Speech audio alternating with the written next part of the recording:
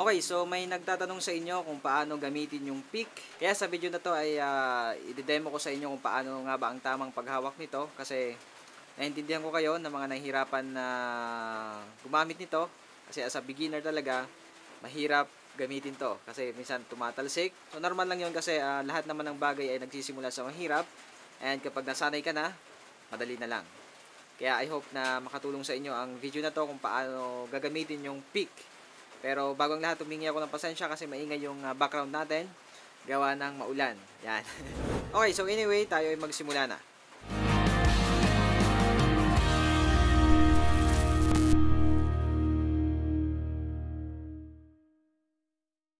Okay, so yun mga katupa, ito na yung video para sa inyo. Sa mga nagtatanong kung paano nga ba gamitin yung guitar pick.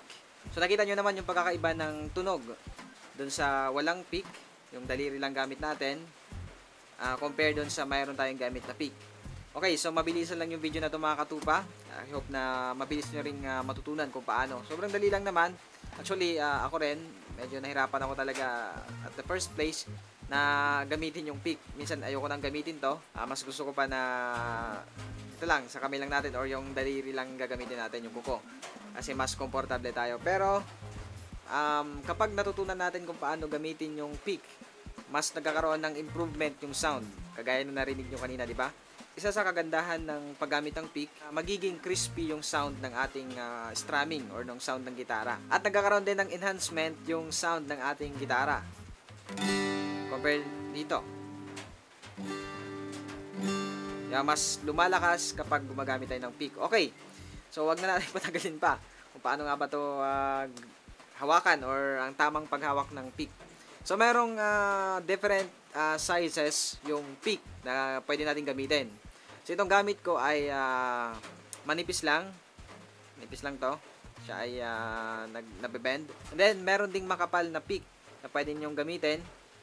Pero, ang ma-advise ko sa inyo ay yung yung sakto lang. Yung thin. Hindi ko alam kung anong size nito. Pero, I think yung isang makapal ay standard niya ay 0.71 mm. Ito yung makapal to. Medyo hindi ako komportable na gamitin to. So, ang gagamitin ko ngayon ay yung manipis. So, pag bibili naman kayo nito, mura lang to. Siguro yung kapag bibili kayo online ng pick, kapag wala pa kayong pick, ang ma-suggest ko sa inyo ay 0.60 something or ganyan. Basta, wag nyo lang bibilhin yung 0.71. Ito, 0.71 to, medyo makapal nga. Okay, so, anyway, ito na. Paano ba natin hawakan yung pick na to? Okay, so papahinaan ko lang yung ilaw, yung brightness ng ating ring light. Yan, so hawakan nyo na ganito yung pick nyo. Yan, gayahin nyo ako. Hawakan nyo ganyan. Tapos itong thumb natin, papakross natin, ganyan. Cross. Babaan pa natin. Yan. Ay, lagyan natin sa likod. And make sure na merong lampas. Yan, makikita dapat yan, yung ating thumb. Hindi siya dapat nakatago na ganyan. Kita nyo ba? Yan, hindi dapat siya nakaganyan. Dapat may kita. Yan. Para maganda yung hawak natin dyan. And ito namang index natin, lalagay natin siya sa likod. Din naman. Hindi siya pa ganyan, kundi pa ganyan. Yung patayo or sa side. Ito, pakita ko sa inyo. Itong side na to, yan yung ating ilalapat dun sa likod, sa kabilang side ng pick. Yan, ganyan. Alright. And make sure na ang inyong kamay, ito, ay relax lang kasi syempre kapag una pa lang nahawak dito medyo kailangan parang hinihigpitan. So wag nyong hihigpitan masyado at wag nyo ring luluwagan masyado kasi baka tumalsik yung pick natin. Okay? So tamang hawak lang, parang kagaya lang din ng ibon, di ba? Kapag masyadong nahigpitan yung hawak natin sa isang ibon, yun ay namamatay. Kapag maluwag naman, nakakalipad. Okay? So, kailangan sakto lang, relax yung kamay nyo. Gagawin lang natin dito yung normal kung paano tayo mag-strumming nang walang gamit na pick. Ang pinagkaiba lang dito kasi sa una, nagiging conscious ka sa kung paano mangyayari kasi may iniisip ka dito sa kabilang side. Then, ito naman ay hindi maiwasan na medyo nakakapanibago. Diba? Kasi nasanay tayong walang gamit na pick. Okay? Relax. Yan ang una ko masasabi sa inyo. Relax. And then, i-mute muna natin yung ating strings. Then, mag-down ka muna ng strum. Paano mo gagawin? kita nyo yung movement ng aking kamay. So, relax lang. Huwag masyadong magbibigla. Okay? Normal. Down. Down. Down. Down. Tapos, lagyan nyo ng up. So, mapansin nyo dyan sa ginagawa ko, hindi ko parang, huwag nyo masyadong bibigatan yung kamay nyo. Diba? Kaya sinabi ko kanina. Kasi pag ganyan, parang mape-pressure yung ating strings. So, ang gawin nyo, relax. Ayan. Ayan. Sanayin nyo muna ganyan bago kayo magkaroon ng chords or gumamit ng chords. Para pagdating dun sa may chords na, alam nyo na paano kukontrolin yung inyong kamay. Kasi medyo magiging magulo kapag biglang kasi manibago ka talaga. Okay? Sanayin mo hanggang sa pabilis na pabilis.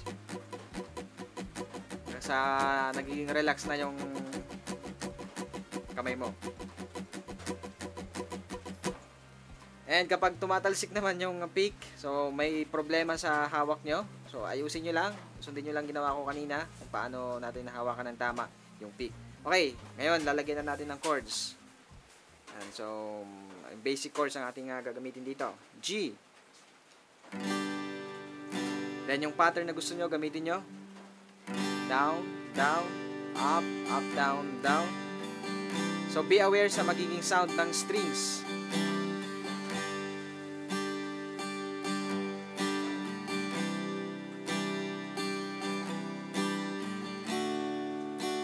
And hindi maiwasan dito, minsan tatamaan mo yung hindi dapat tamaan na strings kasi nanibago ka sa pag-i-strum. Sundin pa rin natin yung rules na kapag tayo mag-i-strum ay yung tatamaan ay yung dapat tamaan, okay? Kapag bass note ng G, tatamaan natin yung bass note ng G sa taas.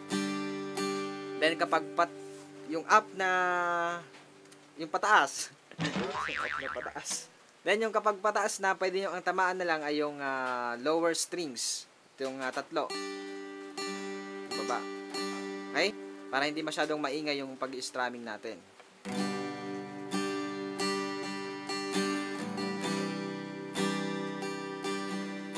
Yan.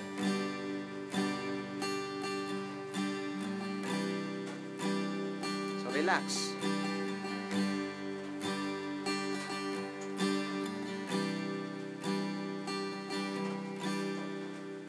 Then, kapag okay na kayo sa pabagal na yan, so, ano nyo lang yung pick, baka kung ano nang position yan.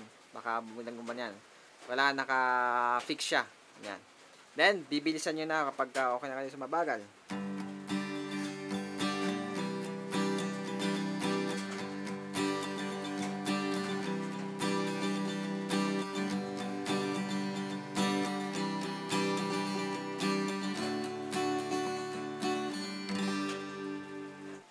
Okay, so yun mga katupa, I hope na natutunan nyo na kung paano gamitin yung pick.